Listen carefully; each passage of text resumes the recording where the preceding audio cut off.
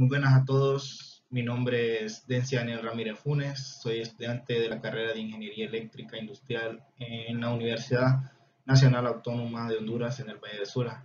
En esta ocasión vengo a hablarles sobre la radiodifusión en Honduras por parte del curso de Telecomunicaciones 1, impartida por el ingeniero Marvin Alfredo Rodas. Estamos en el tercer periodo académico del año 2022 en San Pedro Sula, Honduras. Entonces, comencemos.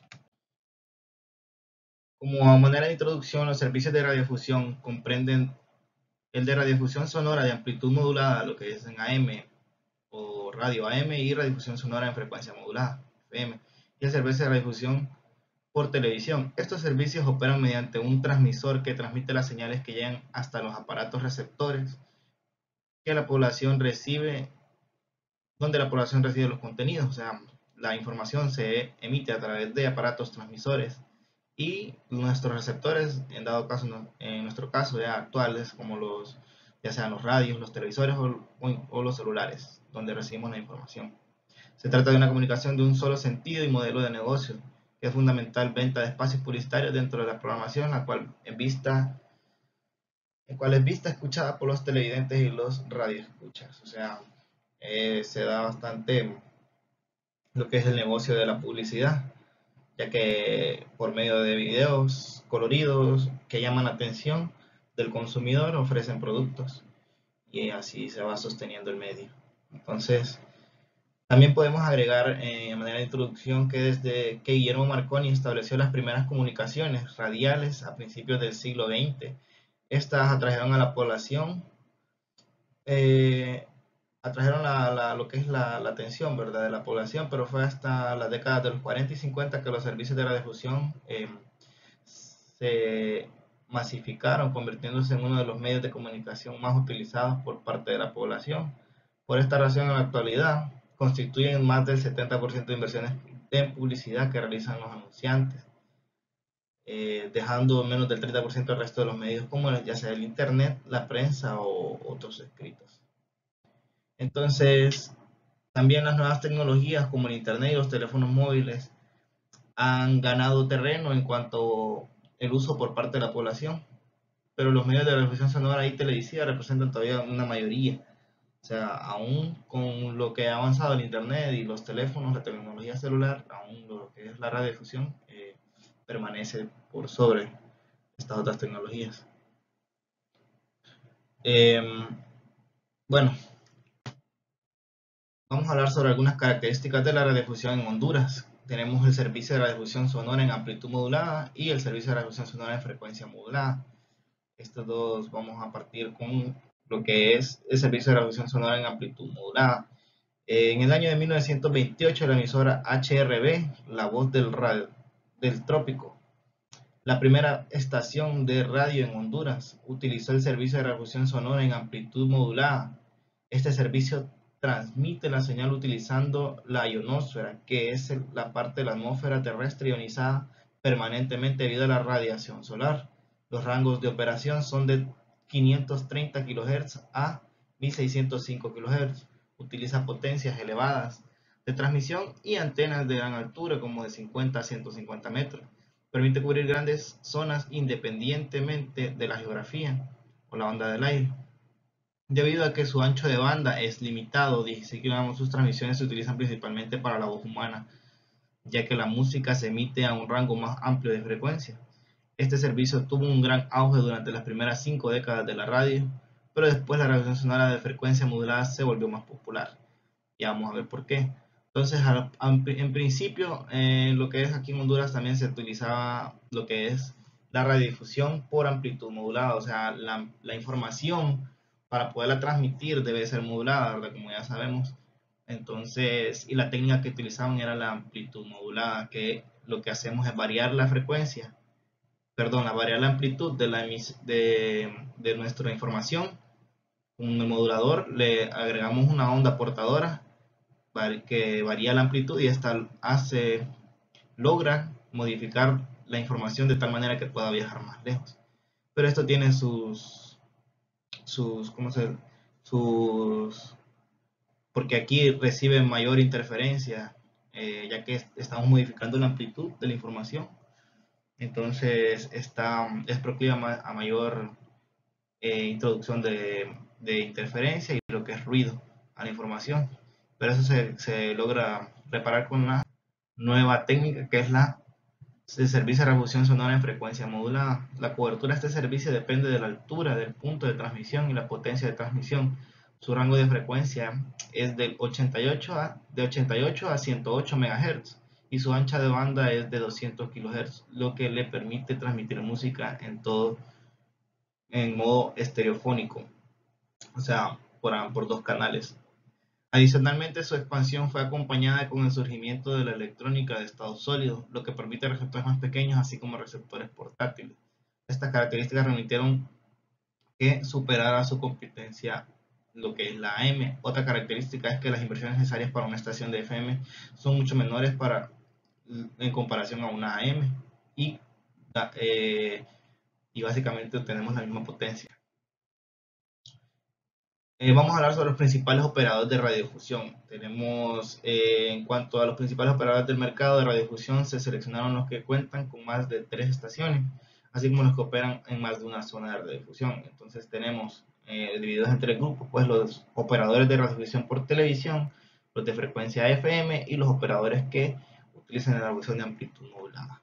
Entonces, partiendo con los de radiodifusión de televisión, operadores de radiodifusión por televisión, tenemos los siguientes, aquí los podemos ver en esta tabla. Si podemos ver, son varios operadores. Tenemos tales como la Compañía de Televisión Hondureña, tenemos Telesistema Hondureño, Centroamérica de Televisión, el de S5DRL, Comprobación Centroamericana de Comunicaciones. Podemos ver que son varios proveedores. Y bueno, en consideración de los 388 estaciones a nivel nacional, la tabla anterior indica que los operadores de televisión en Honduras se pueden clasificar en 3 grupos: operadores de televisión de cadena de la zona del país. Bueno, y tenemos a nivel de cadenas, estos operadores pueden clasificarse como se muestra en el siguiente cuadro: Televicentro, BTV, Go, JBN, Iglesia Católica, Comercio y Grupo R Media. Y los números de transmisores tenemos aquí encabezando la lista Televicentro, ya que tiene 82. Para aquel entonces del estudio se ve que tenía 82 transmisores, o sea, el 21%, casi un cuarto, pertenece a Televicentro. Casi un cuarto de todos los transmisores que hay en el país. Ok, operadores de radiodifusión en frecuencia modulada. Estos son los que ahora trabajan con frecuencia modulada. Y en base a los 809 estaciones a nivel nacional, oigan bien, 809 estaciones a nivel nacional, la tabla anterior indica que los operadores de Honduras se pueden clasificar en otros 3 grupos: operadores de cadenas nacionales, operadores de cadenas representantes internacionales, operadores de presencia en transmisión, representan el 49.7% de la estación.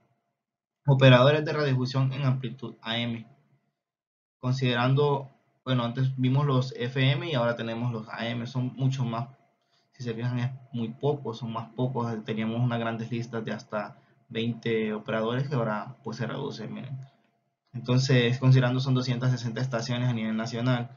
La tabla anterior de los operadores de AM en Honduras pueden clasificarse en operadores de AM de cadenas nacionales que cubren toda la zona del país, que representa el 3.85% de la estación; operadores de AM, cadenas regionales que cubren varias zonas del país; y operadores de AM con presencia en 3 regiones o menos, que son 158, que representan el 67.9% de las estaciones. Ok. Entonces ahora podemos hablar de lo que son los ingresos y hacer el verso costo-beneficio de lo que es la radiofusión en Honduras. En cuanto a los ingresos a nivel centroamericano, el valor promedio de un spot o anuncio de radio de 30 segundos para la radiodifusión sonora AM y FM tiene los siguientes valores. Pues los podemos ver aquí en Honduras. Valor del spot de 30 segundos de televisión, si podemos ver aquí, son $100. Miren, en Guatemala son $250, 450. Todo es mucho más caro en otros países. En Honduras tenemos, la verdad, el precio más bajo de lo que es tener un anuncio por 30 segundos ya sea un operador, en un canal de televisión o en radio. Esto ocurre con los operadores que tienen cobertura en las principales ciudades. Para el caso de Honduras, utilizando una cantidad de 200 spots diarios de 30 segundos, 5 días a la semana, resultando un aproximado de ingresos anuales en la estación promedia de radio en una zona de alta rentabilidad de $456,000. Para un spot de 30 segundos en televisión de valores encontrados a nivel centroamericano son los siguientes. Pues aquí están. Los por segundo son $9 para Honduras, Guatemala 26, siempre Honduras tiene menor valor. Bueno, hablando de los ingresos, también podemos hablar de la diferencia a nivel centroamericano. Se deben principalmente a las diferencias en la cantidad de canales de televisión y emisoras de radio disponibles para ofrecer a la publicidad de tamaño de las empresas anunciantes en cada país. En general se observa que mayor es la oferta, menor precio del spot, tal como sucede en Honduras. A su vez, esta comisión de oferta y demanda podría tener consecuencias estructurales en el mercado en los años venideros. Por el hecho de que exista grandes ofertas, podría hacer insostenible un canal de TV, siendo el único ingreso a la publicidad y compitiendo cada vez más con otros medios alternativos por los cuales los negocios se pueden publicitar, tal como los periódicos, telefonía móvil y otros como internet. El costo, pues, pues tenemos por costo todo lo que se deriva de las radiodifusiones, ya lo que es el mantenimiento de transmisores, eh, la adquisición, instalación de equipo. Este equipo es bien caro ya que ocupamos tecnología básicamente de la más avanzada para aprovechar, lograr transmitir mensajes a toda una población. Entonces, el costo de una estación de radioemisión y transmisión de información es muy alto y apenas se logra eh, sacarle beneficio con lo que es los ingresos. Por eso es que se da bastante lo que es la monopolización de las radiodifusiones, ya que tener mucha competitividad dentro del mercado representaría eh, pues unos ingresos bajos, ya que se dividía el mercado entre muchas empresas. Entonces esto se da a la monopolización. Aquí tenemos en Honduras un caso muy claro que es el de Televicentro, y uno más puntual que es con lo de la transmisión de lo que está sucediendo ahorita, el evento del Mundial de Qatar del 2022. Hay una problemática ahí dentro del país, ya que Televicentro optó por comprar todos los derechos y no dejar que nadie más los comprara, sin ninguna base legal para hacer eso. Bueno, podemos hablar de lo que es la estructura, bueno, lo que es la cadena de productividad. Dentro de la cadena de productividad, las reducciones ponen a disposición de la población contenido que sea del agrado de esta para que las personas se interesen en sintonizar y pueda recibir también los mensajes publicitarios de los anunciantes. Por esta razón, el contenido es esencial para esta industria. En cuanto a la producción del mismo, este se puede separar en dos tipos: contenido de producción nacional, que consiste en sugerir noticieros, programas deportivos o entretenimiento variado, y dos, el contenido de producción extranjera, que se compra en otros países y consiste de películas, series, novelas, música y una gran variedad de otros programas, los cuales tienen que ser adquiridos pagando los derechos de retransmisión, como hablaba de lo que es el mundial. Como una regla de las inversiones de estructuras de mercado de televisión, del operador debe invertir el 60% de sus ingresos en contenido de calidad para atraer a la población a que sintonice su señal. Si invierte menos, es probable que la población decida sintonizar a la competencia y que ofrece una mejor programación. Entonces ahí tenemos un dato de lo que es invertir en el 60% de lo que se está transmitiendo, de la información que se está transmitiendo, ya que no puede vivir solo de anuncios, tiene que dar un mensaje o transmitir al menos un contenido que lo busquen los consumidores, al menos ingresando todo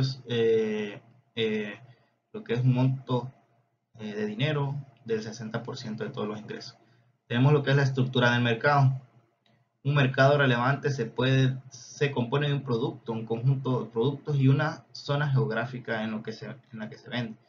Lo que es posible ejercer el poder del mercado. La variable clave es la oportunidad del consumidor para reemplazar los productos y servicios de una compañía con la de otros con los que vienen de otras regiones.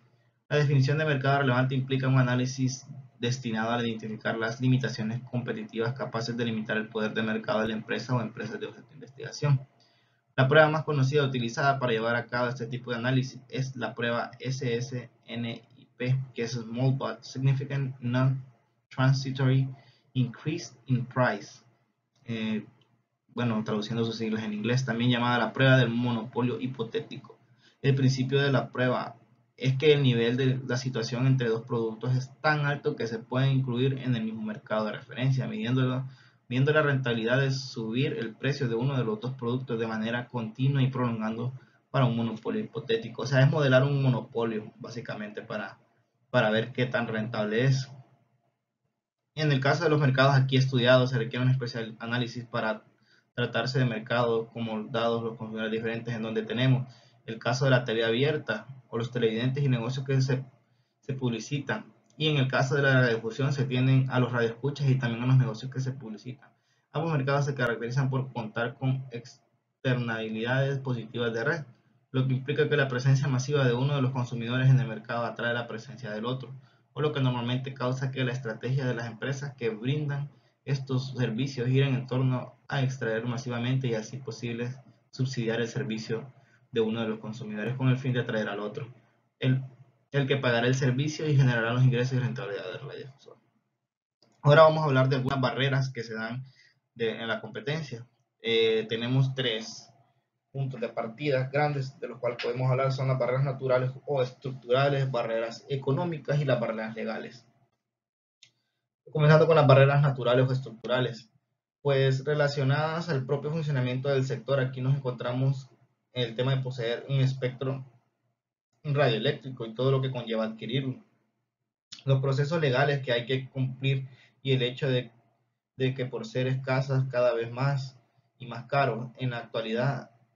De acuerdo a Conatel, la zona de radiodifusión que más espectros disponibles tiene es la 10, comprendida dentro del departamento de Gracias a Dios, que si bien el espectro no es caro en esta zona, no es rentable para la inversión por ser una zona con baja densidad poblacional, bajo nivel de desarrollo económico, compleja topografía y eminentemente rural. Es improbable que uno de los operadores grandes incursione en ese mercado y un nuevo entra lo quisiera hacer, los costos hundidos en que debe incurrir no serían cubiertos por la demanda publicitaria de la zona. Entonces, de acuerdo a Conatel y sus estudios, la zona 10, que es la que comprende Gracias a Dios, sería la más rentable, ya porque tendría un bajo costo en lo que es el espectro de radiofrecuencias ahí, pero debido a la estructura, eh, explícitamente lo que es, que ya que es una zona rural, no hay mucha gente allá Gracias a Dios, pues no sería rentable que alguien invirtiera en montar una estación de transmisión allá. Entonces, esa sería una barrera estructural. Ahora vamos con las barreras económicas relacionadas a la propia función del detector. Aquí nos encontramos entonces con la barrera económica. Asimismo, las económicas de la escala alcanzándolas por las cadenas de mayor cuota es una barrera de entrada para los nuevos entrantes o canales o cadenas más pequeños, por el hecho de que simplemente no pueden competir en relación con los precios, así como estamos hablando, los precios son muy caros de los equipos, y la calidad de la publicidad, tanto en el sentido de producción como en el sentido del alcance, es decir, las audiencias de las cuales tienen acceso, de tal forma que el costo unitario de spot publicitario para las grandes cadenas es menor que el de las pequeñas y el precio que se cobra es del tipo monopolista. Esto tiene un efecto en la demanda. ¿Okay? Y vamos por último con las barreras legales. En general, las reglas del juego son bien claras en el sector de telecomunicaciones, en el sentido de que se necesita de la autorización del regulador para operar con cualquier servicio de telecomunicaciones, ya sean titulados habilitantes tales como las concesiones, licencias, permisos, registros y recientemente inscripciones. Al panorama está bien claro para los actores que pretenden entrar en tal o cuál mercado. En el caso de que nos atañe, no es necesario obtener una concesión para operar el servicio tanto para radiodifusión, televisión como sonora. Es decir, el Congreso de la República no debe aprobar el título habilitante. Conatel resuelve o no otorga la licencia, lo cual dura normalmente de 15 años y es renovable salvo a ciertas excepciones. El problema que se puede suscitar en este medio es que la captura del regulador por parte de la presión política económica para otorgar o no otorgar estas licencias, algo que no solo es característica de Honduras, sino de todas las economías de la región. Entonces aquí entra ya un juego político, ya que básicamente vivimos en sociedades, bueno, regidas por pseudo dictadores. Aquí todos los que llegan al poder quieren permanecer ahí. Entonces estas personas logran controlar lo que es a la población por medio de las televisoras y no les conviene que se hable abiertamente o entregarles licencias de radiodifusión a cualquiera. Entonces ellos eligen a quienes tener impartiendo información, que es por donde controlan a la gente. Les enseñan qué pensar y cómo ver y qué ver nada más. Bueno, por mi parte sería todo. Muchas gracias por la atención.